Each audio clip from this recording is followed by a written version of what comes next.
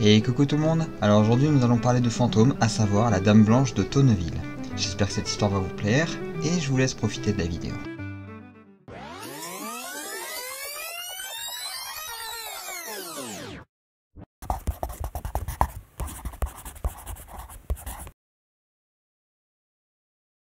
Les fantômes sont légion dans nos petits coins, et il n'est pas rare d'en croiser presque à chaque région.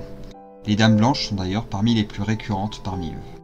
À Tonneville, une légende parle justement d'un de ces fantômes. On y parle alors d'une femme ayant appartenu à la famille de Percy, Blanche de son prénom. Non, c'est pas une blague, promis. Bref, Blanche était connue pour être belle, mais également très solitaire. Pas de mari, pas d'héritier. Elle vit seule et ne se prive pas de rabrouer tout prétendant osant frapper à sa porte. Les rumeurs allaient rapidement bon train à son propos, allant jusqu'à croire qu'elle étudiait la magie noire. Et les gens n'étaient peut-être pas si loin de la vérité. Elle parvint à acquérir une lande réclamée par 2 paroisses locales et prétendra alors ne jamais la lâcher, même après sa mort.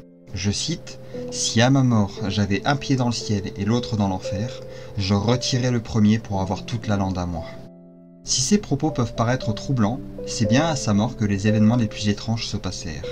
Déjà, dans ces derniers instants, elle refuse le dernier sacrement. Quant à ses propos sur la lande, elle persiste et signe. Une fois son dernier souffle rendu et Blanche dans son cercueil, les porteurs ne parvinrent pas à sortir de l'enceinte de son manoir avec. Il devint si lourd que les locaux et la famille n'eurent d'autre choix que de l'enterrer dans le domaine du manoir, malgré de multiples tentatives pour soulever le cercueil.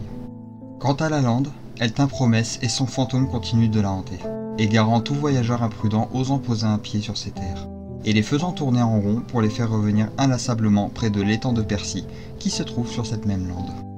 On peut alors entendre la dame rire du désarroi de ses victimes jusqu'à ce qu'elle daigne les relâcher, ou alors l'apercevoir au loin, une silhouette disparaissant dès qu'on plisse les yeux pour mieux la voir.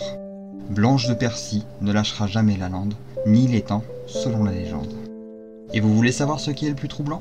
Lors de travaux en 1949, on aurait retrouvé une tombe sans inscription sous le seuil du pressoir dans le domaine, donnant ainsi de quoi réfléchir.